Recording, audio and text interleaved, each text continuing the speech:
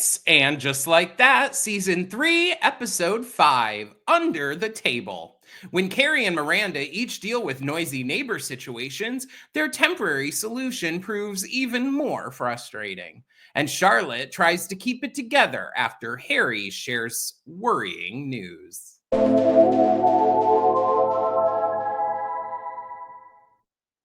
Hi guys, it's Pod in the City with Amanada and Joan.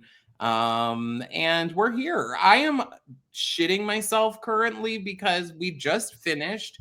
If you guys didn't know and you're just popping in, every week for And Just Like That, these new episodes, we are out there popping our ass like hoes, basically. On Fridays, we're doing a live right away, a first reaction. Like, here is the first, like, we can't wait another second. And then right after, we're creating a full recap and dropping that. But if you're just listening on the podcast places, the only place to see and hear that live, that Friday first reaction, is over on YouTube. So, it's exclusive, baby. We're keeping it over there a little bit. So please go jump over there, subscribe, do your thing, or just also listen to this because we're still bringing you the full recaps.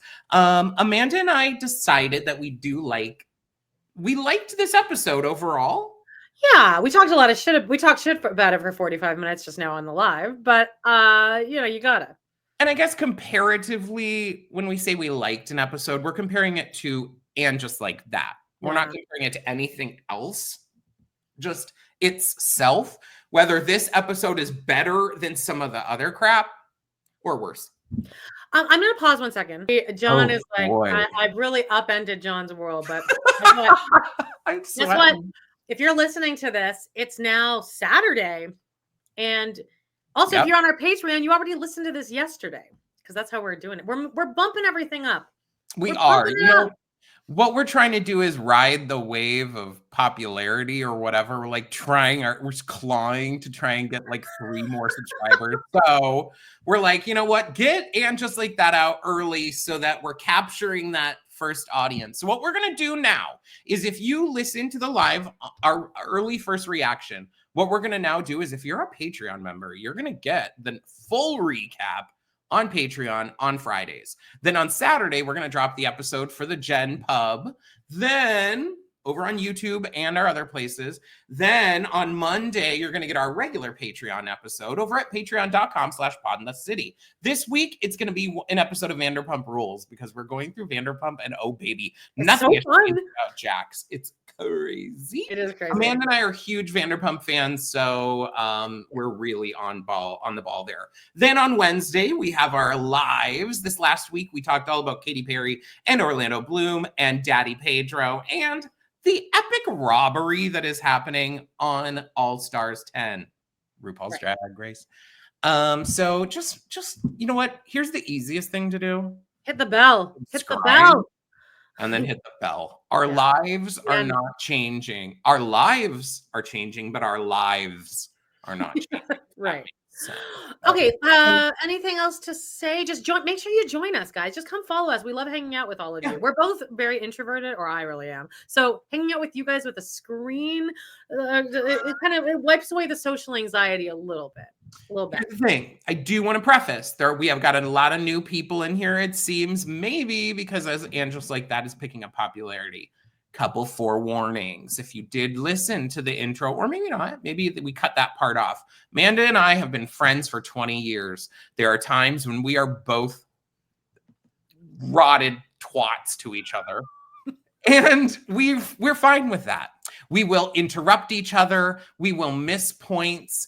And we will also, talk about this through our lens, okay? We are not here to, mark every little bit. So we're both single, childless, not married. Only children. Live alone, only children. So we're a very niche group. We are. And we're really bitchy and sarcastic with everyone. We're cynical as hell. We just want you to know, we're not parents, so we might say shit about being a parent that's off base, and you as a parent might be like, yeah, but John took the kid's side last week, and he got just fucking I am a former educator, and so I did take Wyatt's side.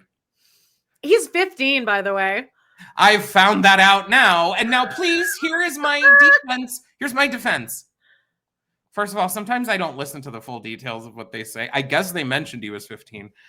My thought here is that doesn't make sense, because why do you need to wait 5 years if your son is 15? It makes sense if he's 13, because you're waiting till he's 18 and he's an adult. But I guess come to find out that Aiden wanted to wait until he's no longer in his teens. Yes, because that's the magic. I know when I was 20, I definitely had my shit together. I was just killing it at life.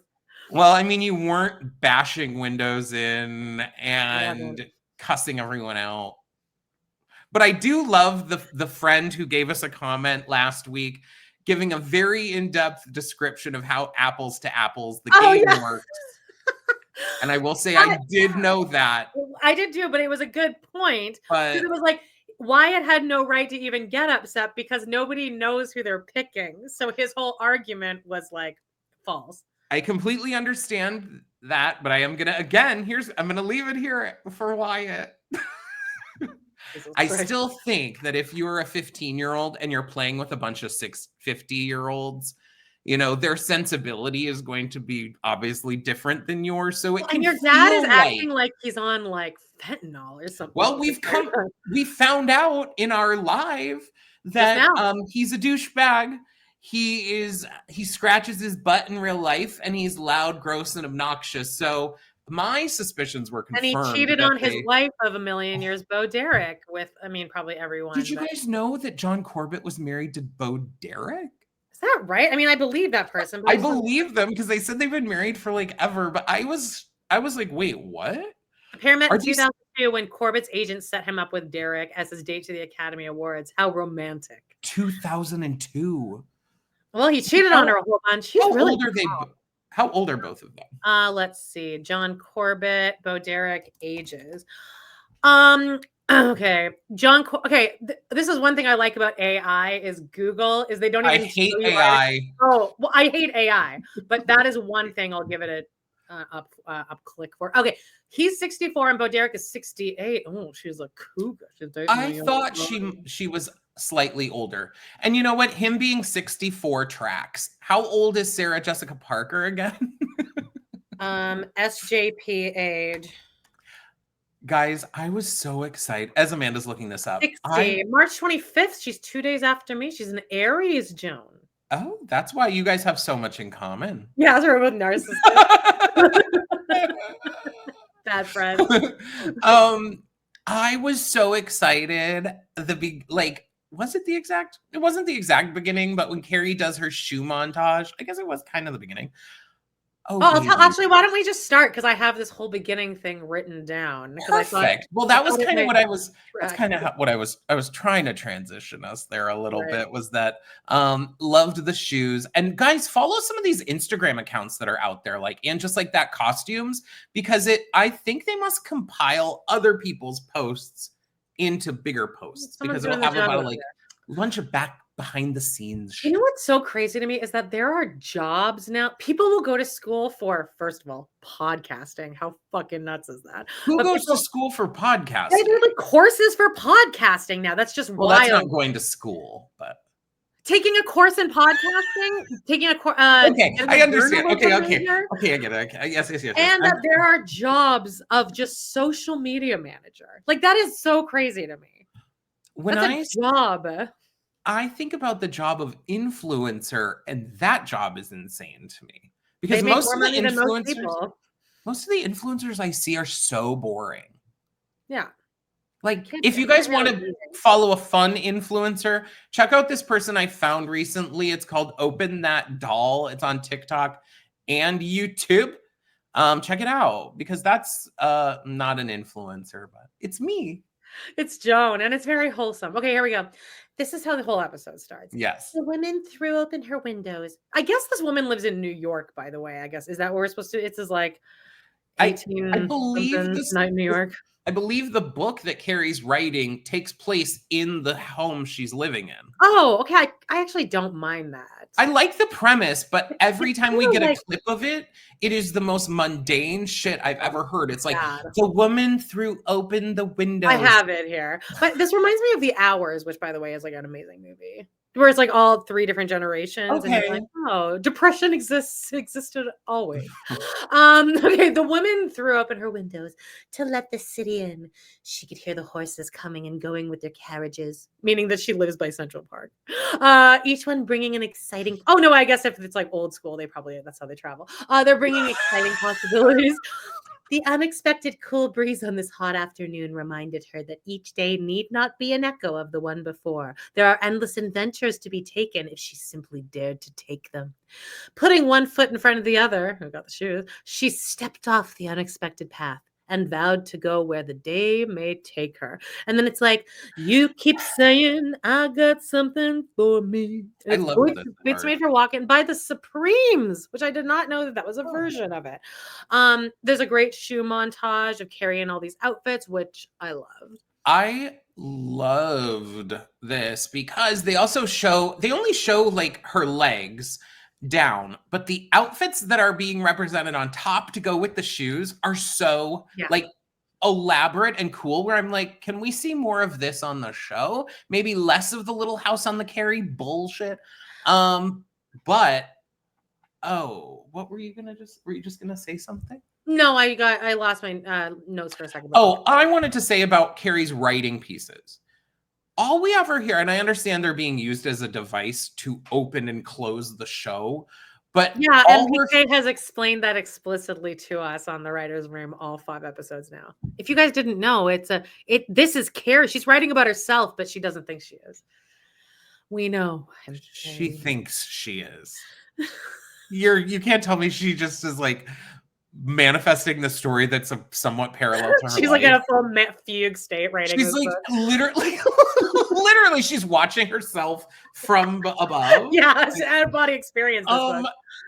But we need to flesh out this story a little more, because I understand you're using it as a device to open and close the episodes, but like you're also only ever letting us hear the beginning or end of a chapter. It's like, what is going on? What happens in the actual nothing happens so far, because we in the story of the thing, all it is setting up a thing of like, well, she moved on from the day before. It's like she's putting on clothes and taking off clothes and exiting and entering her house. It's like manifestation shit, like that you would listen to like, start your day off and be like, you know what? Every day is a new adventure. Yeah. Who knows what you may find? Like, my. He goes down. So now my whole next string of questions on my notes, which we kind of answered in the live or didn't answer, was what the hell is this situation with the garden studio? Wouldn't he own that? Do they both own the garden? Like what? So this man arrives and Carrie's watching out the window of this like car arrive. He gets out and he is like the most British looking shit. If he has his face covered too, so you can't tell that he is. Do you think they tried to get Hugh Grant? What? Do you think they tried to get Hugh Grant? Oh. Because that actually would match age-wise, too. That would be... I feel like those two would have amazing chemistry. To be honest, I bet you that... I think they have made it... Did they make a movie together? No. He made one with maybe Jennifer Aniston? No. He made one with Drew Barrymore. He did? Yeah, it was called Music and Lyrics, I think. Oh, yeah. Oh, God. Remember Music of the Heart? Okay, well, anyway, but by the way, Drew Barrymore's talk show makes me hate Drew Barrymore. God, I can't. Oh, yeah, I agree. This guy comes in and he's like, in summer in New York City, he's arriving to a place, his musty ass place that has been locked up for 6 months, I guess. That we are also glazing over the fact that Carrie, who lives above this place, never noticed the door, never noticed the windows in her own garden while she's wistfully writing her book about the 1800s. And wouldn't the rats be like living in there? Wouldn't that be like their shelter? That's what I'm thinking. Like, it makes more sense now why we've been wondering kind of like, why does Carrie go down this spiral staircase into her garden? It's like, why don't you just walk out? But it makes sense because there's an apartment under it. But it also doesn't make sense because they've only portrayed that this is like Carrie has bought this building, basically. But then not the basement. You don't own the basement of this building. But you own 3 stories above it and everything else except this shitty rundown apartment. But the guy walks in covered up like, ooh, it's almost like they're going to play the like Scrooge music as he's walking in. Yeah. They portray him as like this, like truly under the bridge troll type guy who's just like, oh, what's all this noise? What's all this noise upstairs? And she's like, oh, well, Amanda and I have very differing opinions about what ultimately happens here with the shoes, but I'll let her get back. The shoe montage. So anyway, we go, Carrie, she just sees the guy. That's it. Then it shows her continuing to walk. It shows him in his apartment, like trying to sleep, and all you can hear is boom, boom, boom, boom, because Carrie does not even have carpets in her fucking house yet. So he comes up. So again, if I were Carrie, I wouldn't. Well, actually, if I were Carrie, I would realize there was an apartment underneath me. You would, and you would also know after living on the second floor of a brownstone for 35 years, you'd probably know that it's etiquette in New York is to the first purchase that you get is a runner. Yeah, but Carrie's been waiting for Aiden to help her pick out their furniture for their home. I needed Aiden's opinion on the runner. Also, I've never had issues with people in my apartment before. I'm like, that you know of. All of your downstairs neighbors honestly probably fucking hated you. They just didn't have like the audacity to come. They did show back in the day. Carrie did not. Carrie is approached by this guy, right? Is that this part yet? Yeah, he knocks on the door and she's immediately sarcastic with him. Well, she acts like the idea of taking your 5-inch stilettos off in your home is like the most egregious ask possible. And if I can think back to Sex and the City, there are multiple times when she's in her apartment, her original apartment, her studio apartment, she is not walking around in her high heels. She's not. Because she sits in Aiden's chair. She does all this stuff. She's always writing. She's always curled up in bed. Like, I don't think she is wearing shoes in her house ever. She didn't. And there's even parts when she's walking through her closet. She's walking on tiptoes because she does but yeah.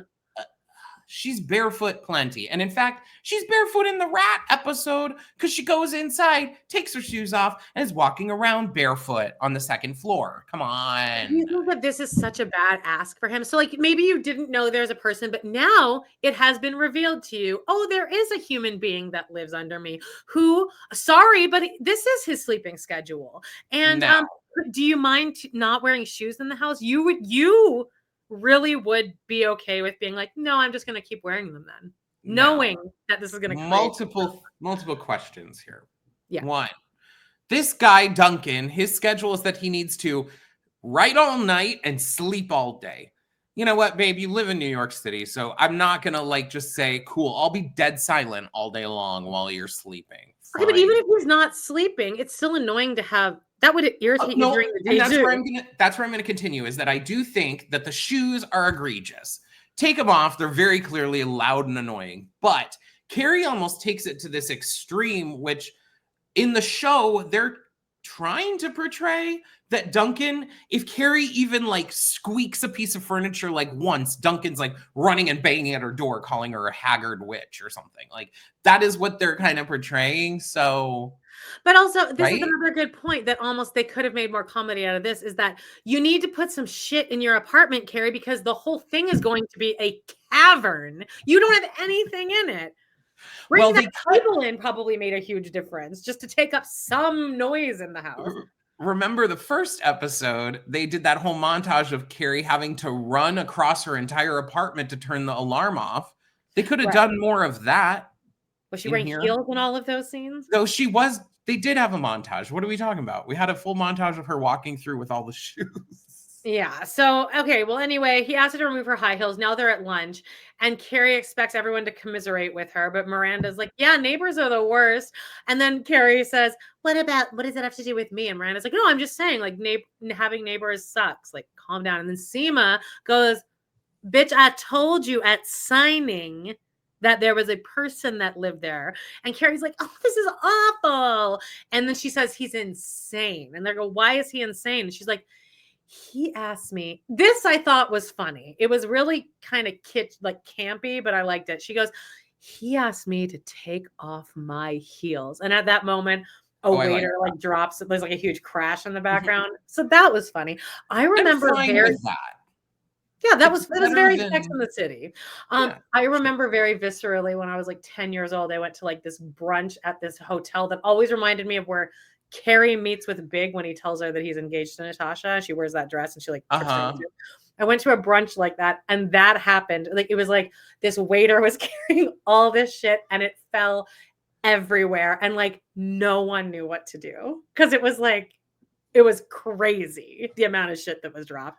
Glasses, food, like the entire tray dropped, and everyone was like, yeah, I'm like so anxiety ridden, everything, that if that happens, I like look away so that I don't make the person feel bad. No one laughed. I just remember my mom going, I don't know what to do. I don't know what to do.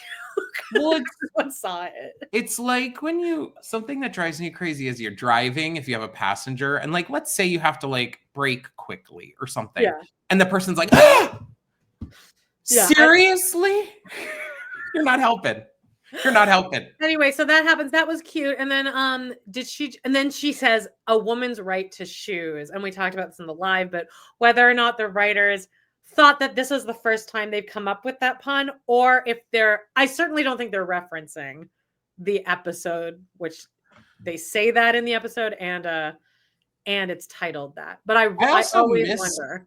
I miss good titles of the episodes. I mean, this one was called Under the Table. So Carrie has never had a problem with a neighbor before. And then Seema goes, you're both writers. Like, you guys can work it out. You have like common ground. And then Miranda's like, oh my God, Duncan Hines. I'm just going to call him that. And I've been waiting for years for his new book. Carrie, take off your damn shoes.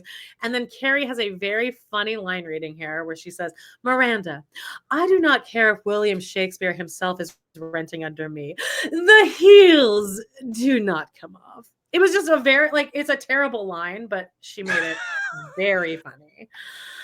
So gotta hand it to SJP. So now Carrie and Charlotte are walking and talking, and Charlotte asks about Aiden, and MPK went on and on. He's like, I really like this because this is what you would ask your girlfriend.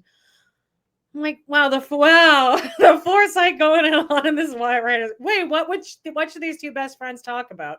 Maybe one should ask the other about her devastating relationship. That huge, enormous thing that just still no mention of Che though. No, or Naya. And that was a pretty big relationship for Miranda, wasn't it? I would say life-changing for sure. And it was also Carrie's co-worker, Carrie's boss. Exactly. I am so disgusted at the erasure of the Che Diaz. You know who I'm not happy? I'm not mad about the erasure of? Bobby Lee. If he comes back before we see Steve Brady on my screen, douche chills down my whole body. I forgot he was on this shit. Thank God. Get him out of here. Now I said I can see the cancer coming from a mile away because Charlotte keeps dropping all these lines. Okay, I'm gonna mention, because I do have to keep in mind that there will be maybe people who listen to the live who don't listen to this, right? Yeah. So they lead up to, we got a comment of someone being like last week, oh my God, I think Harry's gonna have cancer because of he can't get it hard and because he pees himself at the place. When I saw that, I was like, oh, okay. I didn't think of that one damn bit before it. So I didn't at all. If I would have watched the episode, I mean, I cried when he says that he has cancer in the episode, just because it's Harry from Sex in the City. And it's just that. It's not because of that and just like that is good. It's because I'm just like, oh, Harry, our Harry has cancer. But I would have been shocked. So MPK tries to, or I guess there's an idea that this was very blatantly obvious that he has cancer. No, that's just what I just thought. I guess going in knowing that he's probably going to say that he has cancer in this. I guess but I just think that Charlotte's lines were very pointed. I think that I might have, The line where she says, I couldn't imagine not waking up next to Harry every morning. I think that no matter what, if I knew the spoiler or not, I would have thought that's a really weird fucking line. That's like that line is clearly a setup to something. Yeah. I guess I just the writing is bad on the show. Maybe I have looked at like this show in my eyes has become just so like I don't believe they think through anything that they do. So I'm like, oh, okay. But there were quite a few people who were commenting saying that they were like, oh yeah, it makes sense. I thought that too. So I'm like, oh, okay. Okay, so Miranda now writes so we have this whole thing with Miranda and her neighbor, and he's playing this like heavy metal music. This I thought was a good storyline in that she has this issue, and this is an Airbnb, and she did write to the people, and they were like, well, we can't really do anything about the neighbor because we're not even supposed to be Airbnb, which I'm sure happens, which I'm sure is 90% of the rentals going on in Airbnb. Well, New York for sure. For sure. There's a lot of places that have very strict Airbnb rules where yeah. So she writes a note. This is already crazy. There was like a note that went back and forth between Radu, my ex-boyfriend, and the guy across the street from us about parking spots during the winter. Because you dig out a parking spot, and it's like, I would never do this because it really does set off such a primal rage, especially if the guy's a man. I'm not trying to get shot. So she writes a note, and then the music does turn off. So now I have no experience in writing notes and leaving them on things for people. No, I never do that. You're chill with all your. Check out patreon.com/podinthecity for more information. Charlotte and Harry now walk after dinner, and Charlotte looks really good here. I just wanted to say she looks really. She does. I liked this scene. The dog was in it. Oh yeah. And Harry goes, "Hey, I just have something to tell you. I thought this was nice and lighthearted, actually, the way they play this. He's like, remember when I pissed myself and I couldn't get it up? Well, I went to the doctor, got it checked out. Turns out I have prostate cancer. And Charlotte's like, what? Like, it was a good kind of, these two do have really good chemistry with each other. And it was kind of a nice way to see it, because I think in real life, it probably does happen more like this, where it's like, you kind of just you can't sit and have a moment with it. You kind of just have to now continue. Harry's already processed it, and he's like, it'll be fine. It has a 98% survival rate. And so then Charlotte's like, okay, I guess what do we do now? Because it's like, well, he probably is going to survive, but still kind of like something to worry about.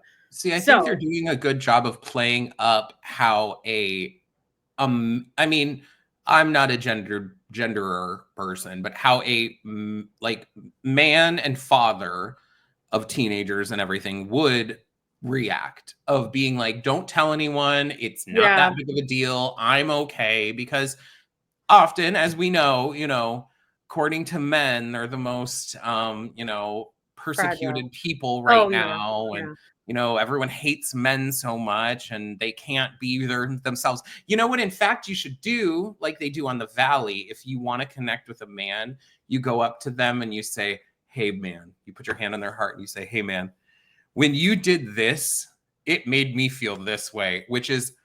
That is what you do with like a 3-year-old. Yeah, a 3-year-old. It's like super But guys, I'm all over the place here, but yes, I really liked that. I thought the way that he portrays it and then continues to portray it, and it makes it a struggle for Charlotte, because she does have to then keep not say anything. Oh yeah, that I would have to tell someone. I also don't think that's fair.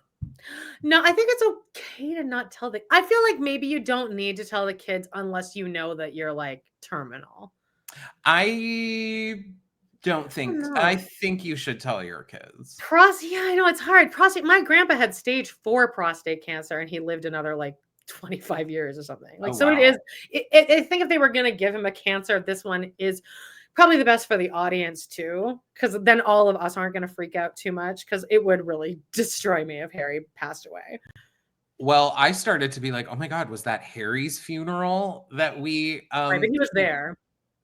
I did too, but then I thought, did they fake out? Did they like put him there to make us think he was still alive, even though he's the one that's dead? So they had Evan Handler show up on set that day in a tux. Yeah, they were like trying to do a fake out, people might be doing a fake out on Kim Cattrall being in the last episode. if Kim Cattrall is going to bring in Michelle Obama for her interview. She's Michelle Obama's Paris publicist. Michelle Obama has taken a full turn, like since leaving the White House, and now has Samantha Bitch Jones running her show. That would be an amazing, like, second chapter of Michelle Obama's life. I would love if somehow Samantha shows back up and overshadows Michelle Obama's cameo. It's like Michelle Obama walks into the room, and then Samantha walks in and like flings a scarf. Michelle Obama was just on a couple weeks ago, Las Culturistas, and she was super fun. I forget what it was. Oh, I loved her. I listened.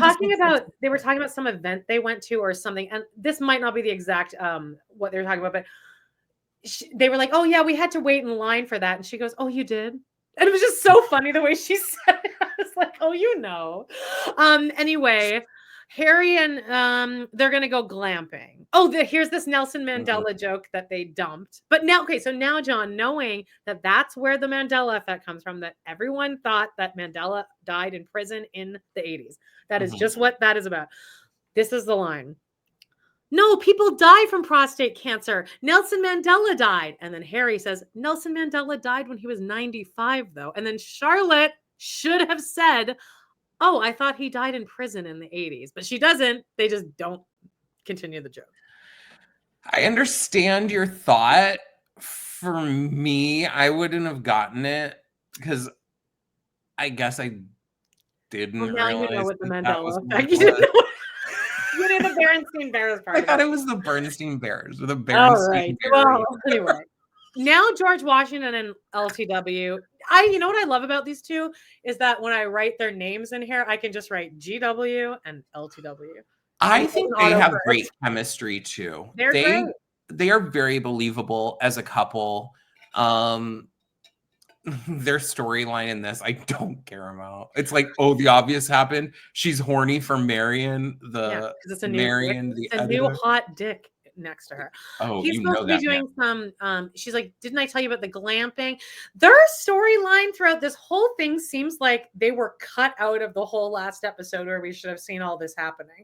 Because then MPK and the writers are talking about like, so do we think that she did tell him? I'm like, oh, so we're just not going to know as an audience. You're just not going to develop this at all.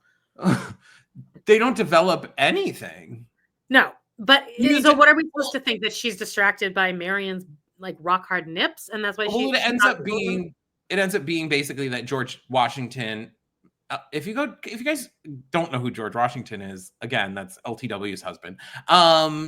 He played George Washington in Hamilton on Broadway. Oh my god, just have a little preface. Anyway, he ends up being like, well, why didn't you tell me that Marion's a fucking stud? Breeding stallion. That is kind of weird, because what would you do? But then I think that she loses the whole battle here when he does say that to her later, and he's like, you didn't tell me he looked like that. And her answer is, like what? Like what, bitch? You know exactly like what. You know, I think he needs to be understanding, because she very clearly did not hire him because of that. She kind of hired him because she had no other choice but to hire him, because she could have had a lawsuit if she didn't, because she thought he was a woman and wanted a woman, understandably, for his feminist unsung Black heroes. Yeah, at least he's Black. Yeah. I mean, I guess. I mean, I still think that it would be okay in this circumstance to say, I would like a female Black woman. Say that. So she's kind of forced into it. It's not like this stud walks through the door and she's like, in his slutty outfit. What's come in here looking like that? That's what I think with him. If he walked in the door for my thing, I couldn't hire him. And then I would get fired, because I would have an HR problem, because I'd be like, I cannot look at this man every day without lusting. Or he needs to wear just like a full sweats, like a hazmat suit at work with his face. Even that, if I even see a dick print, honey, it's over. He could be, I don't care what you're wearing. You could be wearing a potato sack. He needs to come in drag. If that VPL is showing, guys, hit subscribe right now, or hit fucking like right now. That's where we're at. LTW is going to Atlanta for a day with Marion. At the bank now, Seema and Linda, who we find out from the Writers' Room podcast, that this is the same woman from the bank when Carrie tries to get her loan to buy the apartment. She says, "You are an undesirable candidate." So this is the same person. They could have developed. This is. I always get mad when I think the writers spoon feed jokes to us too much, but this is a reference that they should have spoon fed a little bit more than that. That's what I said because I didn't know. And we had people in the live saying, "Oh, I didn't notice that." Yeah, but then you were like, "Yeah, I thought I recognized her." I said I recognized her not from that. In fact, I clarified I had no idea. Yeah. She looks like someone, though, who's... I don't recognize her from anything, and I recognize everyone. Well, maybe I was just having a flashback to Sex and the City, because I do have a stellar memory. Ring-a-ding-ding. Yeah. I remember the weirdest shit. You can't... I will bring shit up. I don't remember shit. Can't you just show... Oh, I wrote, can't you just show your past 20 years of taxes? I don't think it would be this difficult for Seema to get a small business loan. I mean, does she even need a loan? I don't even think she needs a loan. She's rich. It depends, because they really say that a lot of her stuff is kind of keeping up appearances in a way. They try and say the car is whatever, and then she does pull the typical thing of like, oh, well, my clients need to see me as aspirational and stuff, like driving a nice car. Now, to put it into perspective, I'm a realtor here in Arizona. I'm very like low key though about, I think it is gauche for your, like, I would not want to work with a realtor who rolls up with a personal driver in a bougie ass Mercedes. I'd be like, okay, I'm paying you way too much money. If you can ride up in that, you're making too much money off of me. So no. So like, I think you should keep it somewhat modest, but Seema thinks she needs to be. Sure. I don't think she'd be denied. But anyway, Carrie. They do say it's because she doesn't have they don't know that she's going to make money. I just think if you showed all of your tax returns, it would be like, we can take a chance on this bitch. What if she does? What if she's like cash poor? Maybe she'll have to leverage something. Maybe. Oh, you know what? Prediction. She's going to have to sell her car to pay for the office. That's what Seema's storyline is. Does she really need a car either? Can't you just meet people? Can you just meet people? I'll take the subway. I'll meet you at Park Place. I get it. If I had the money to have a personal driver, I would have one for sure. Yeah, I don't really go anywhere. Carrie now is like wearing this crazy outfit and heels and walks down this spiral staircase in her heels, carrying a basket, no hands on the railing. Hip surgery, by the way. She's like so just like dainty and small. MPK says, even when Carrie looks trashy, we still want her to look like Carrie trashy. Okay. I don't believe. Are there really women that live alone? That this is their hanging like you don't have sweatpants. You have jewelry on. You will not. I do not care who the fuck you are. If you're the Queen of Sheba or something, you would not wear stiletto heels with pointy toes in your home. No. A bra, I can live with a bra. Some people do want their breasts supported. Yeah, I can understand. But hers already, well, anyway. You want to leave your foot at this angle all day while you're just sitting at home?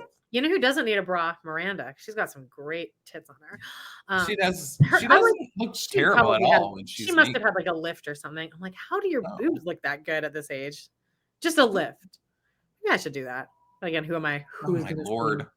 I would love to not have to wear a bra if I'm going out in public is more my thing, because I used to. Carrie is now, so she goes to Duncan Hines and she gives him this basket, and he's gray rocking her to high heaven. He gives her these slippers. Stop making any noise.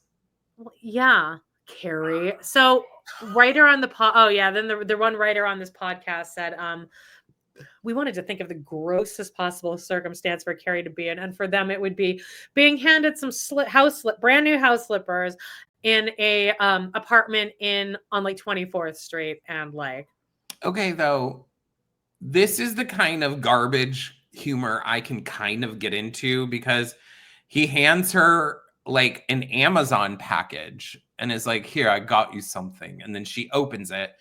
And it's like these shitty house slipper, not shitty. I mean, they're just normal house shoe slippers that you'd wear. And she's like, no thanks or whatever. And he's like, oh, what's the problem? She's like, I'm allergic. And he's like, to what? And she says, to whatever that is. I liked that. Yeah, that was fine. Again, I mean, she comes off as a bitch, but I see comments. Like I saw a comment the other day that was like, yeah, unfortunately, I wish the writers in the room had ever seen the original show. And all the comments are like, MPK is in the room. It is, but it's like the person was clearly being sarcastic. But like, this is the main point. It's like, it's as if the writers don't know the show, but it's not only do they know the show, they wrote the show. I think it's because everyone on the show has become so rich, uber celebrities, and MPK is now probably has $100 million at least from just the Sex and the City oeuvre. I mean, like, so they're so out of touch because even when it goes to their glamping time, I'm like, that drove me crazy. Hang on, I'm going to look up what he's worth. Michael Patrick King, net worth. He is worth around $200 million. So he's trying to write us a show for us. And how much is Sarah Jessica Parker worth? Because she feels just as out of more, touch. I would imagine, because she's SJP is worth $200 million. What the fuck? Nice and fair. God forbid she makes fun of a man. Fuck? Yeah. Charlotte and Anthony are now in the kitchen. Anthony's drinking wine. Stop supporting this show. Please. I know. The kids come in. They have a united front. Michael Patrick King got a real giggle out of this line. When Rock says, we're a united front. And then Charlotte goes, no, you're going glamping. And Rock goes, okay, I'm out. They all took a second to pat themselves in the back. For they thought that was funny. See, I thought it was more funny. Thought it was more funny when Rock is like, oh my God, like, because this is very much like when you're in the woke brigade, which I am somewhat. 100%. Yeah. You're like, oh fuck, like I am trying to be vegan today, like, or this weekend or whatever. And so Rock tries to eat cheese or something and is like, oh my God, I forgot I'm vegan. And then Anthony's like, and then later Rock's like, I just miss cheese. And then Anthony's, well, then eat it. Eat some. Yeah. Oh my God. I relate the most to Anthony here. Oh, same. But if we're going to dog out the idea that Harry came to fake out the audience for the funeral shots, Anthony had a total of 2 lines in this whole scene. He was called to set for his 2 lines. That sounds great. That's like magical. Or is there a contract thing where he has to be in every episode? Well, you only get paid per episode, so yeah, most likely. Maybe, but I'm glad he was here. Yeah, most likely.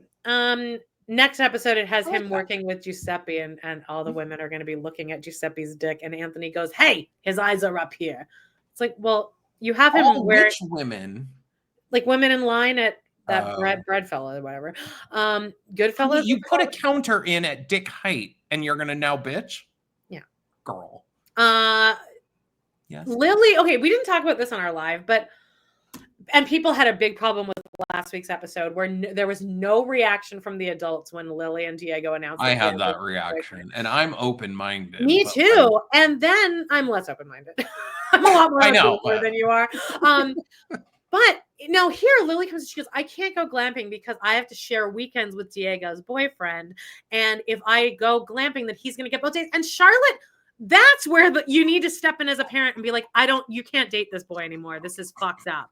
She has to share her weekends with his boyfriend. And if she's not there, then the boyfriend gets his hole and dick all to himself. Right. And Charlotte's, there's no way that you're okay with, not even with the whole Polly thing, but just with how your daughter is being treated by this boy. I don't think Lily would be okay with it. From the Lily that they have portrayed in this show, she is not some dumbass who's wanting men to walk all over her. And then when she's glamping, she's on the phone like psycho on the phone the whole time. So why not invite him? Relationship. Invite him to the glamping. Oh yeah, he would love it. So this glamping that is literally looks like military tents set up on an empty lot. I would love. This is like all I would want, even in an apartment, is just this size of like this tent. I'm like, I could just live here. Oh, if I could live in just this space, just like Do you disagree? I wouldn't. I'm itching to buy a bigger house. I have a broken ankle though. Oh, you are? I'm looking to like I would like to ultimately I'd like to buy like a 4-bedroom house, and then my house is only 2 bedrooms. Then die. Well, just for like I want it to be my like a house that would like I would have for 20, 30 years. Big trees, pretty view. Yeah. Okay, well, anyway, so Miranda and Carrie are now on the phone, and she asks, this is stupid, because Miranda, at least they address that Miranda hasn't bought an apartment yet, and she's also fucking rich. So she's like, Carrie's like, why don't you buy? And Miranda goes, why don't you ask Seema for me? And Carrie goes, no, I don't like mixing business and or whatever, or money and friends, which I think is just another like shot at Samantha. And I see a lot of comments about that too. Whenever I see a Sex and the City thing pop up on my TikTok where Samantha's being fabulous, all the comments are like, Samantha would never get rid of her friendship over money. This is not like everything that happened in never happened. Yeah, I just thought this seemed out of place for, first of all, it doesn't work like that. Carrie, you bought your place from Seema. And I know she wasn't your friend then, but like, so now what you're going to do is now that this is coming from someone who's a realtor and I need my friends to give me referrals. Yeah. If my friends are acting like, oh, I couldn't possibly. Thanks, babe. How am I going to do my business? Yeah, you need referrals. Though maybe she doesn't think Seema's maybe she thinks Seema's a bad realtor. Okay, well, but also Miranda's like, I really need an apartment. Bitch, walk out of your house. Get an apartment. Throw a rock, you'll hit 3 realtors. Everyone is a realtor. I promise you can find a realtor or a few. Miranda is a lawyer. Yeah. And a correspondent for the BBC. And she can't figure out how to rent an apartment? No, she's in like an Airbnb that's like in like it looks like a walk-up apartment building. It looks like she lives. She just moved back to her Brooklyn place. The Steve who we're never going to see. Oh, by the way, did we talk about the cancer yet? Maybe this funeral will be Steve's funeral. We said this on the live, but not here. Why it wasn't Steve brought up by anyone here? I don't think they want to pay Steve this season. Like, hey, your good friend Steve, we're family friends for many decades. Maybe you should give Steve a call. He beat cancer recently. I don't know why the show can't just do like hey, Steve and Miranda are still friends. Why aren't we doing that? He seems like he's great to work with too. Everyone likes Steve. Who doesn't? I mean, well, we do have the Steve Haters Club, but David Ekenberg, I'm sure or maybe he's a big piece of shit too. We found out on our live from Colette, right? Was it Colette? Yes. That Aiden's a big asshole. Straight men. Period. I'll leave it at that. Mm-hmm. Yeah. Carrie, anyway, Carrie's like, why don't you just move in with me until you find an apartment? Like the offer is open. And Miranda's like, no, you like your space. And Carrie's like, no, I'm actually okay. And Miranda's like, let me put it this way. I like my space. Then she goes and leaves. After what happens, I wouldn't want to live at Carrie's apartment either. Because if you take one single yogurt from her, she acts like you've killed her whole family. I would be exactly right. But anyway, she says, but then Miranda goes and leaves a note under the guy's door again, and he opens the door holding a meat cleaver, and it's like, if you leave a note under my door again, I'll like slit your throat. And he's naked. I was gonna say he's also fully naked. Yeah. He's also like, he looks like a man who would play an old time miner. Oh yeah, he could be in like an old Western. Like, so it's not like some hottie opens the door with a big swinging dick. I'm gonna go to the IMDb here. Oh yeah, I want to see where you think you saw that bank woman again before. So obviously what happens then too is Miranda instantly is like, and then closes the door, and then it's like the door opens again, and she's at Carrie's house with all of her stuff. I liked that. That was a good. Yeah, that was funny. Choice. Hang on, I'm trying to find out where Naked Man. The naked man's name is Tom. His name is Naked Man. Tom DiNardo. And you would have seen him on Ray Donovan as the motel manager, Jessica Jones as a crackpot. And, makes sense. That's about it. That's exactly how I would describe the look. Crackpot. Crackpot. Who's the woman? Manager. This Stephanie Cannon, I believe, is the bank woman, and you would have known her from Woman Mourner #1 in the movie Margaret. Ugly Betty, she played Bess. Maybe that's where you think you knew her from. How many episodes? 1. What episode? I don't know. I'm not clicking on it. The Comeback. She was in 1 episode of The Comeback. You didn't recognize her, okay? I might have recognized her from Ugly Betty. I've watched Ugly Betty multiple times. I've only watched that once. Okay, it's so good. Rewatch the whole. That should be your next rewatch. That's Amanda's next rewatch. Does it hold up? It seems very of its exact time. No, zany, right? The past, present, the future. It's from season 4, episode 19. I don't think that's. Oh God, that's like the finale episode. Season 4 that only ran 4 seasons? It only had, I think, 4 seasons. Wow. It's a really good part where that guy dies, though, and it's like a big slap in the face there. That's a good episode. The whole thing is actually really good. Yeah, no, I agree. I watched it. Oh, you mean when Hilda's... Oh, my God. Yeah. That's a great episode. That's just a crazy, great episode. Oh, one of the best episodes of TV ever. Guys, watch Ugly Betty. Yeah, watch Ugly Betty. I think it holds up. Miranda and Carrie on the phone. Great. So now she's living with Carrie, and there is a funny bit here where Carrie's like, make sure you walk on the runner. She bought these runners. And me and John discussed this on the live at great length, but we both agree that this could have been the whole season just to do this.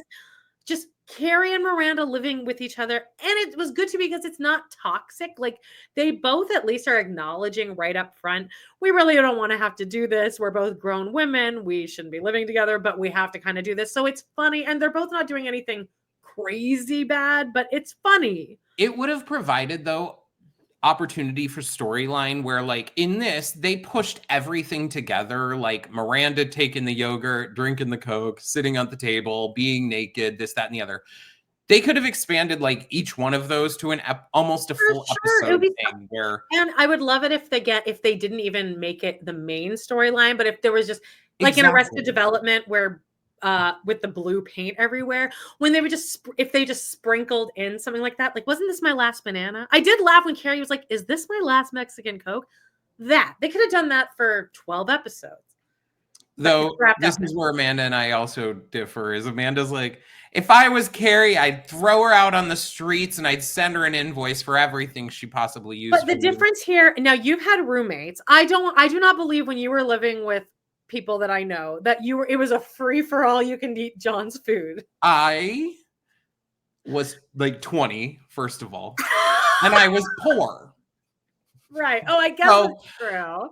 Two big differences. If I were even at my point in my life now with what I have now, if a friend was staying with me for any period of time, mind you, I wouldn't let a friend stay with me for an inordinate amount of time. There would be an end date. I would need to know when that's over. Yeah. If they ate or drank something, I certainly wouldn't be like. When my friend who was in Come From Away stayed with me for like the 2 weeks that he was here, I mean, it was like he was staying at a resort. That's hard, though. No, it was so fun. He also paid me half of his like stipend for that week. Oh. But I also drove him to the theater and back. So that's it, guys. Amanda's expecting Miranda to pay Carrie. No, but like every night he would come home from the show. I'd pick him up from the show. We'd watch an episode of The Sopranos, and I would have like a different theme, meal with like drinks and like appetizers. Wow. I don't get to do that usually. And it was great because I didn't have to fuck him afterward. I just get to prepare a meal and then go to bed at 9:30. Anyway, where were we? I think an ultimate point of wealth, in like a way that I look at wealth, which is such a weird thing, is like just that like you could go out to dinner and pay and you don't have to like say, oh, Venmo me $30 That's afterwards. not what this is about, though. This is like, well, did you know that did you think, why do you think I bought the yogurt? So I also do think it's out of character for Miranda. I don't think Miranda would just walk around naked and then expect like that Carrie's not going to have any reaction. Do you find that maybe SJP brings out old Miranda in Cynthia Nixon, because it seemed like they just both kind of melted back into their likable, normal characters during these back and forths. I think so. I just think that the actual things that happened were out of character. I feel like Carrie would be more easygoing, and I also think Miranda would be more measured in the way that she acts. I was more starting a new point. Like my point here is just, I think that watching them interact with each other here was it felt like I felt safe watching it. Oh, there was a point that I don't think I ever finished, was at some point somewhere, was that someone left a comment that there's and we, in fact, last week I noticed it. We were able to be like, okay, let's wrap up this person's storyline because they don't cross paths with each other enough. Like I know they will have they will have a restaurant scene. They have been bringing that back in, is having at least one restaurant meeting like an episode, which is good comparatively. Agreed. And then it actually has them ordering too, because I always love to hear what they order. Carrie gets goat cheese salad today. I do miss where they would have like maybe I'm misremembering, but I feel like in the Sex and the City episodes there would almost be like an overarching thing where they're kind of combined, but then they do each have little individual like things that are going on, but there's still more connection between the ladies. So I agree that I really like when they are together, because it does harken back. I mean, basically, a lot of words to go back to just saying, I agree with what you're saying, that they have good chemistry. And it was like, I think it stood out to me because we just don't have a lot of great scenes like this with dialogue back. Whenever we do have scenes where we just get to sit in it and two people are talking, I feel like we always across the board are really high on those. We do like them unless it's Carrie and Aiden talking. Oh, God, Aiden. We're really grossed out. He's back next week, too. I hope he... Oh, yeah, he wasn't in this episode. That's why I think I liked it better. No. And then this part, well, hang on, let's keep going. I find this funny. Oh, this is actually where we exactly were. Now there's a ring at the door and it's the table delivery. And now this is like obnoxious. Hang on, let me just shut my window because somebody's like cutting down a tree or something. The door rings and it's the table. And they're like, hey, it's first dibs. And Carrie's like, I didn't order anything. And then they show the thing and it's like, it was from an Aiden Shaw. And you would think that freaking Cinderella's glass slipper was slid onto Carrie's foot and her life upended from being a chimney sweep to a freaking princess, because she's like, oh my God, oh my God. So don't you love when like a guy just completely like fucks a woman over and then he makes one nice grand gesture, throws some money at it, and it's all good. Like, oh, it was Aiden. Miranda's like, Let's not forget that just last episode, Aiden could have given two shits about the table so much that he just sent her a thumbs down emoji. Yeah. But this table was one that she saw them sitting at for the rest of their lives when they're old and gray. And he bought it out and she went to look at it again and to buy it, and it was already sold. And they've already done the storyline in the first movie when Samantha is trying to buy that ring and then Smith buys it out from under her. Oh, yeah. You're right. Yeah, I know. So Miranda gushes over. Oh, Duncan Reeves is his name. Comes up and Miranda's like, oh my God, can I get an autograph? And he's being nice. And then the guy delivering the table is like, guys, make sure you put on your booties. And Duncan's like, oh, the booties won't be necessary. She has no rugs. And then Carrie's like, boing, on the plane. You still would want to wear booties, though. Yeah. You don't want to need to track in New York City worker boots. On the plane, we have this scene with Marion. He's basically eating LTW's pussy on the plane. What are these planes that they're flying around? I don't know, because she was also able to like walk in an aisle between like two people in an aisle to grab all of her shit. Marion, the whole time he's like being like really funny. You know how everyone's in a great mood when they're on a plane and we're taxing and all that. Marion's giving like a full stand-up routine. I'm like, you're about to get your ass on the no-fly list, Marion. Honey, they were letting him improv too. I think so, maybe. Oh yeah, he loved it. So now we're at the end. He's like, "Oh, what are you looking at, Chalamet?" About a kid who didn't even look like Timothy Chalamet, but okay. That was probably an improv, exactly. That's what I mean. Probably the actor. They're like, stretch. We got time to fill, honey. Just make some shit up. At glamping, I wrote, this is kind of awkward that they're forcing these teens to hang out together. I mean, like, you go to my school. Also, someone said one of the kids is missing. One of the LTW I agreed. kids Yeah, is missing. there definitely was one of the kids because they have 2 little girls, right? I would also implore people to just, if you don't watch the episode, anything, just look up the setting of this campground. It's like, it's on Governor's Island. They probably paid $10,000 for this glamping weekend or more. And it is the most... I mean, I live in Arizona where you can drive 30 minutes and be in the most beautiful, amazing, like, landscaping with mountains and shit. So this is crazy to me. A tent for one night is $430 US. On Governor's... Wait, you're looking it up? Yeah. On Governor's Island? Yeah. Luxury camping retreat. That was on Expedia. I'll click right into this, though. Like, collective retreats. I think that looks like this is all that this is. This is all that is really on Governor's Island. It's like really tiny.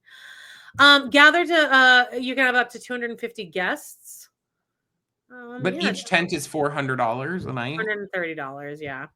It's not terrible, but you could also have a full-blown hotel room for $400 a night. At least this is kind of an experience. I like this. This is about as much like exoticness as I really need. So I would, if you are Rock and Lily and the extent of your like outdoors time is in Central Park, then yeah, this is definitely a camping experience. I'm going to take it in. I'm going to assume that they've never gone like into the woods and slept in a tent, which that would be weird to see. I actually have done.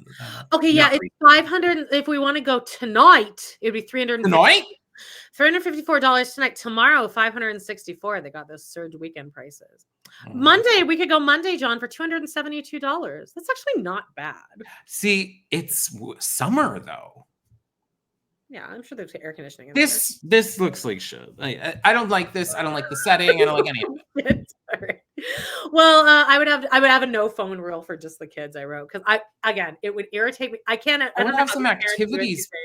You also need to have some activities planned. You can't just say, "Oh, we're gonna sit around outside." It's not even night, and you're sitting around a fire pit. Just in chairs. I've never related to a character more than when Harry is having an issue that he's the only person getting bit by mosquitoes, because me and my dad both have like whatever that is. It's like a pheromone or something. See, I thought it had to do with him having cancer. Maybe I have cancer. No. LTW and George Washington now fight over the chocolate for the s'mores. Again, are we going to find out LTW has a brain tumor maybe, and that's why she's so forgetful? Also, y'all are rich as fuck too, and you're telling me how do you have the makings of s'mores with the graham crackers and marshmallows, and you don't have the chocolate? So what, you just went to your cabinet and pulled out the marshmallows and graham crackers? No. You went to the store, you bought those specifically. Yeah. Why didn't you buy the chocolate in the first place? You know, I said the shit. I mean, no more s'mores. No more s'mores. This is I like that this is the extent though of their issue, is like, honey, you didn't bring the chocolate for the s'mores. And she's like, wait, there is chocolate. And he's like, no. Because I think they're leading toward the fact that her brain is all discombobulated by Marion's nips. Dude, Marion's dignitized her ass hardcore. For sure. So Charlotte stands up and she goes, what is the big deal? There's chocolate in the gift shop, and it's chocolate, not cancer. This is kind of funny the way they're playing this, because then it'll keep cutting to Harry and he's like, babe, be chill. He's like, they're making this as funny as possible, I guess.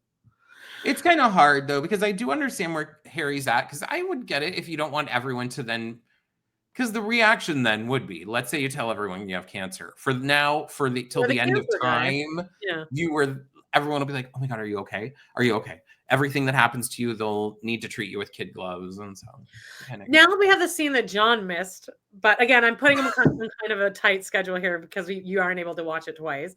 But text messages between Samantha and Carrie. Miranda's in the other room wearing all orange. She looks beautiful.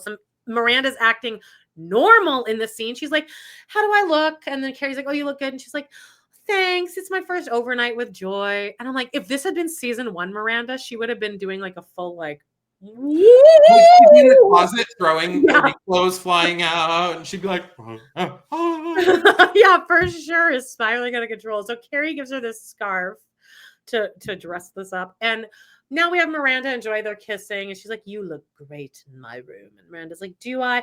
And there's these 2 little Italian greyhounds that are chilling, and this is super relatable. I have a very barky dog back here, especially at men. He does not like men. And so like, because every time they're around his mom, she's screaming. Yeah, I'm saying some pretty nasty things, but I mean, this is a fine storyline. I don't know why they went with Italian greyhounds, because they're actually famously very docile and they don't really do much other than sit there and shake. That's all they do. But anyway, she puts them out of the room, but they were fine. I think when you have a pet, that you just kind of accept, like, my pet's going to be in the room while I'm fucking, because otherwise they bark more, which is what happens here. So I guess Miranda leaves and they don't go down on each other or anything. I guess. Okay, they had time to finger. Miranda had time to get fingered in the kitchen while your friend is peeing in a bottle in the bed because she can't move. So next morning, Carrie's now sleeping with Shu on her head, and Carrie puts Shu out of the room again. But I did like the detail here is that I think it's like kind of verging on morning-ish, and Carrie wakes up, and Shu, the sound effect they used for the cat was very accurate of like, this is like 4 a.m. the cat wants to now be fed, because it was this noise. It was a ow, ow, ow, ow. That do you not relate to this? Does Butch wake you up at 4 o'clock every goddamn morning to eat? No. Oh, that's what I have 3 cats now, and it's from the kitchen. From the trees. Butch has certain like treat times. There's like 2 times during the day that we give like she gives a little dry treat, and then I give her a chew-roo thing. So you got a whole system. When it comes to nighttime, she will bug me, and then I'll be like, it's too early. But I will never set a precedent that I'm feeding you the moment I wake up, because ain't no motherfucking way you're waking me up. No. Yeah. I don't like it. Well, Carrie walks out and Miranda's naked and she has socks. Oh, listen to this that I heard from the writer's room. For the guy, I think, for the naked man, because this was obviously a callback to the fact that guy had socks on, and now Miranda's walking around naked. Fucking hell. I don't even give a shit. That is the dumbest shit I've ever heard. Listen to this. When they filmed the guy being naked, they decided on set, well, he needs to be wearing socks. And they apparently had no way of getting socks at that moment. So they were having crew members take off their socks, having this guy put them on and seeing which ones looked the funniest. Gross. I would rather they pay a little more attention to having good writing as opposed to figuring out which socks the creeper's gonna wear. They're all just passing around like whatever fucking disgusting disease. Spend more time on your writing, MPK. Like, make your episode better. We find out that Miranda, naked with socks on. I do like that it wasn't really referenced to, like, Carrie wasn't as disgusted by the female. She does bump into the wall, but it also is very weird because you're like, I don't understand how Miranda's so nonchalant about it. I think that most people, like, I know you like to walk around naked, but if I was staying at your house and I caught you naked, wouldn't you immediately be like, oh my God, and like cover your body? If I had a guest staying at my home, I'm not going to walk around naked. And if I'm a guest, especially a guest in someone else's home, I'm not just going to start walking around naked. I would put a robe on. It's not that hard. But if someone walked in on you by accident naked, you would naturally go to cover up your private part. Yes. You wouldn't just be like, what? Though maybe they're trying to do a callback to when Miranda was naked on the ground and oh yeah, this is the kind of shit they talk about on the Writers Room podcast. Well, next morning Miranda's eating Carrie's yogurt. They have this thing. This table really does piss me off. You really ugly. No, not that table. The little like half table, like, and everyone's just using it. It is no. Eat in your room. I would never Carrie's teeny tiny. And Shu is sitting on the windowsill in that scene too. Oh no, maybe that's the later one. Oh my god, we still have so much to go. Let's. Not really. Miranda says you don't even eat yogurt. Also, she's eaten half of a banana and then placed it on the table, and then Carrie then eats the other half of a banana. And I'm like, you two are like almond moms McGee right now. But we found out Duncan yelled at Adam about the construction. Adam ADAM. That says Teen Mom reference. But the construction. The garden work has stopped because Duncan keeps yelling. Here's another thing: is maybe as a good neighbor, you know that there's someone that lives literally in the garden. Be like, hey, Adam, could you maybe come at like 9:30 now, not 7? Are you not allowed to do that? No, because the problem is, what's his butt sleeps. Like, that should be his bed. Like, shouldn't he still be awake at that point? Because he works all night and sleeps all day, right? I almost feel like that Duncan's asking a lot for living there 6 months out of the year in a tiny, shitty part of the building. He's asking a lot. Also, he's rich, as it turns out. He's like some famous writer, so he could just get another apartment, like a nice smile and be happy that they're redoing your garden and shut the fuck up.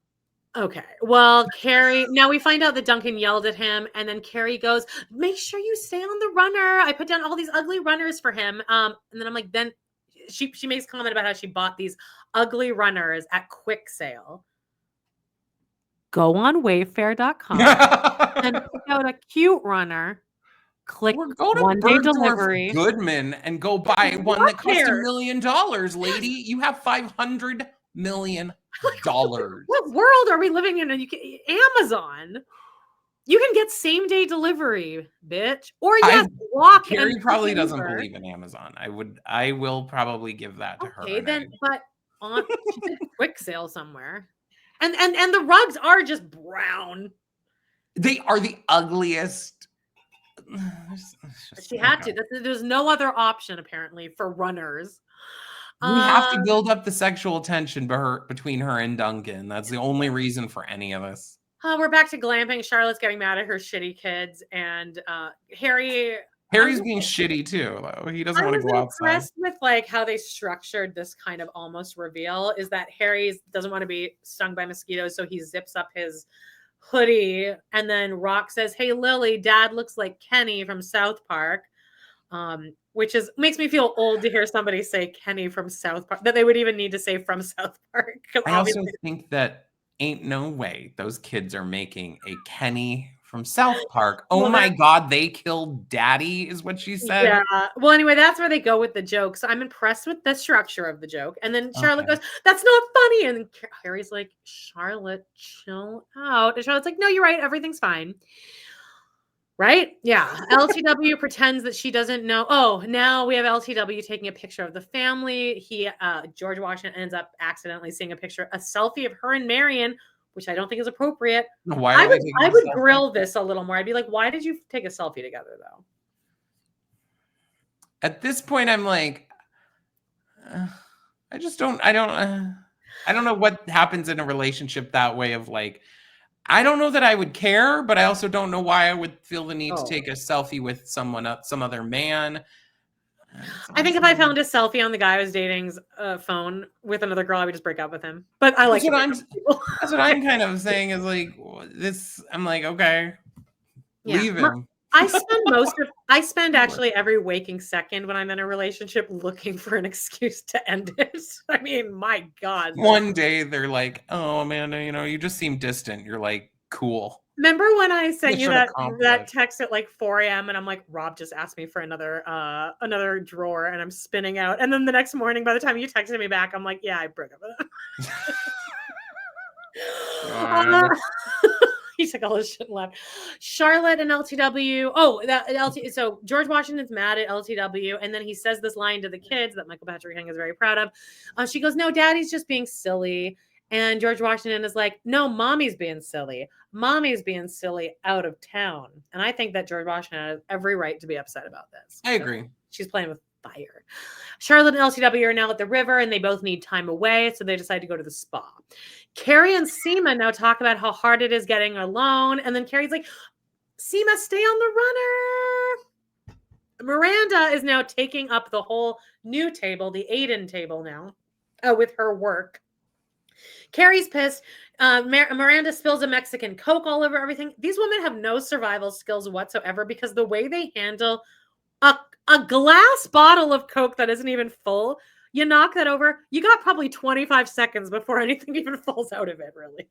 But isn't your first instinct to grab like a priceless heirloom scarf and then like rub the table with that? Well, that's crazy because then she goes, well, you said it didn't mean anything. And Carrie's like, everything means something to me. But then also the computer, they're like, oh, it's all over the computer. No, if I dump my drink on my computer right now, again, I would have like 25 seconds before it's even in the danger zone. They are not able to like handle this. Well, this is kooky. They're kooky, I guess. Well, then Carrie, Carrie's, then there's this Mexican Coke thing, which is kind of funny. Now Seema is smoking outside and Adam comes and asks for a drag and he suggests yoga. Oh, she's like, why are you suggesting that to an South Asian woman? And he's like, oh, well, my girlfriend teaches it. And I'm like, oh yeah, I forgot about that. Yeah. Well, they're gonna. I think her and him are gonna get together. No, yeah, they are. You know, they are. But he has a girlfriend. Oh, maybe he's poly. Oh, I think maybe. Well, he might be one of those few men out there that cheats.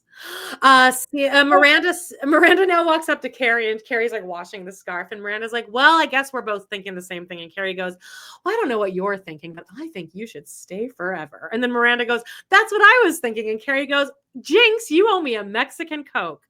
I was so impressed with that joke. I was like, "Who wrote that back and forth?" Thank God, I guess. Like, wow.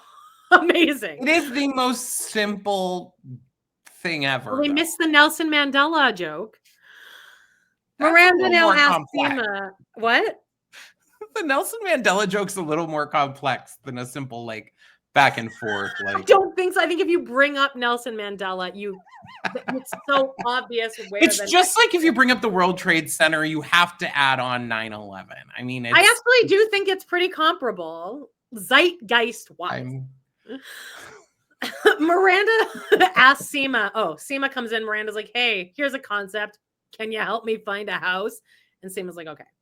Now we're at the spa, and LTW says, oh, we're fine.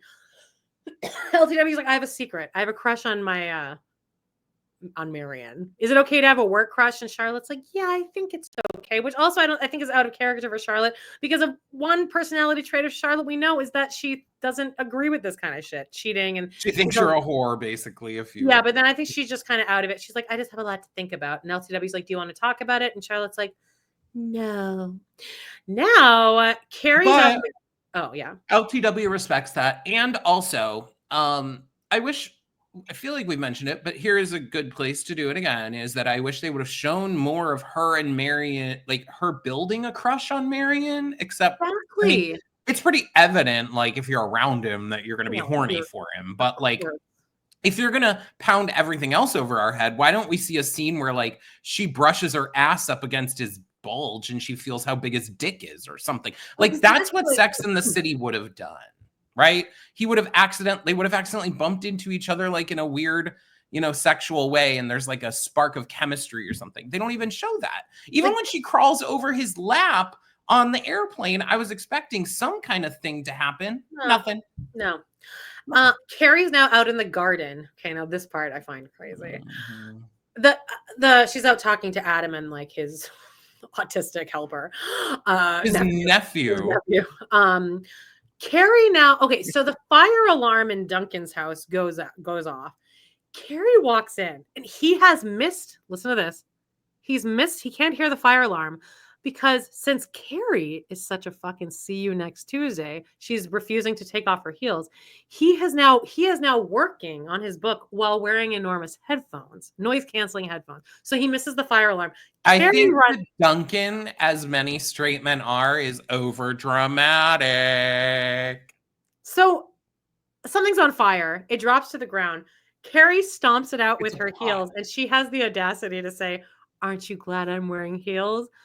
Bitch, you're the reason I'm wearing headphones and didn't hear it right now." No, you know who has the motherfucking audacity is that you scoot back on the picture. He's wearing boots.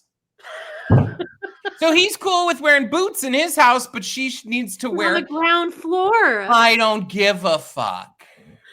I think it's crazy that you think that he is in the wrong here. I think they're both in the wrong. I think she could meld a little bit, and I think he's being over dramatic. If you are sitting in your apartment and you have to have dead silence that much that you're wearing full noise canceling headphones, that you can't hear a fire alarm going off and you can't tell that your house is burning down, then yeah, sweetheart, you're a little dramatic. And this is coming from a faggot, okay? Let's be real.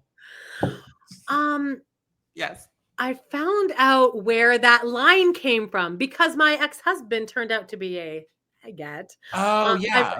It's where Charlotte is trying to figure out what to do with her engagement ring. And it's just the jeweler. It's just like, it's not like a main character. It's the jeweler that says it. Sounds good. Maybe I did tell you said that. I think I sent it to you. Did you say that? Probably. I think you thought it was someone. I think I said it was when she goes at the jeweler. Okay. Well, you were right.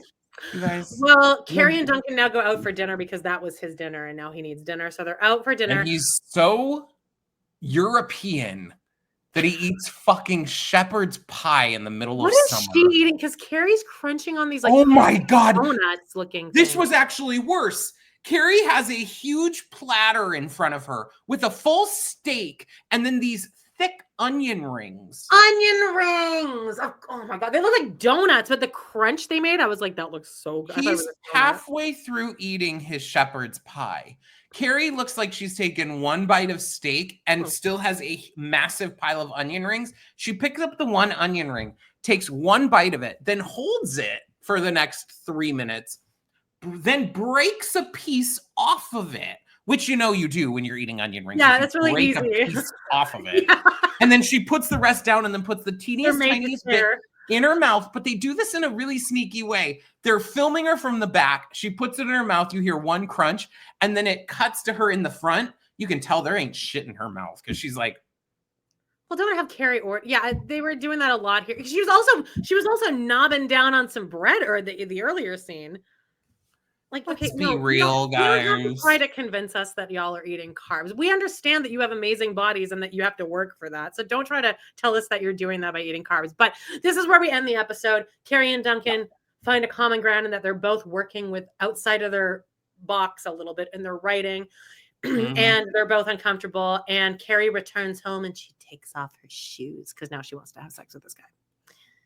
The end. And the next episode, they're gonna read each other's first chapter, which is gonna go great. That worked out really good when she read Berger's book, right? She talked about that scrunchie, and he almost killed her on the motorcycle. Well, his book is also like a complete biography of like, and hers is like the woman laid wistfully, staring out the window, acting as though the day would pass her by. She hoped that something would happen in her life, but would she recognize that it did? That's good. You should submit that. I pulled that out of my ass, and it literally is what she writes. Could I be the next Carrie Bradshaw? Stick around to find out. Guys, here, where we're at the end, we get to do all this shit now. Here's what you do.